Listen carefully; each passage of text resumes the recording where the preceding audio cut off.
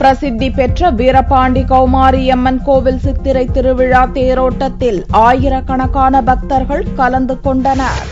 தேனியை அடுத்துள்ள வீரபாண்டி கௌமாரியம்மன் திருக்கோயில் திருவிழா ஆண்டுதோறும் சித்திரை மாதத்தில் 7 நாட்கள் நடைபெறும். இந்த ஆண்டு சித்திரை திருவிழா கொடியேற்றத்துடன் கோலாகலமாக துவங்கியது.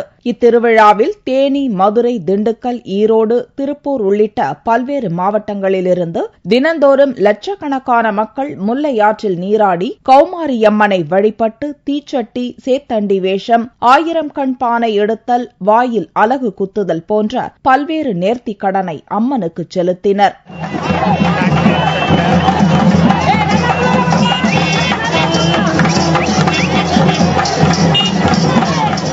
திருவிழாவின் முக்கிய நிகழ்ச்சியான தேரோட்டத்தில் ஆயிரக்கணக்கான பக்தர்கள் கலந்து கொண்டனர். கௌமாரியம்மன் பச்சை பட்டுடுத்தி பக்தர்களுக்கு அருள் பாலித்தார். சன்னதியிலிருந்து புறப்பட்ட தேர் 4 வழி வீதியில் சென்று மீண்டும் தன்னிலையை அடைந்தது. திருவிழாவில் பக்தர் ஒருவர் தன் உடம்பில் 11 இடங்களில் அலகு குத்தி அந்தரத்தில் தொங்கியபடி பறவை காவடி எடுத்து வந்தது பக்தர்களை மெய்சிலிர்க்க வைத்தது.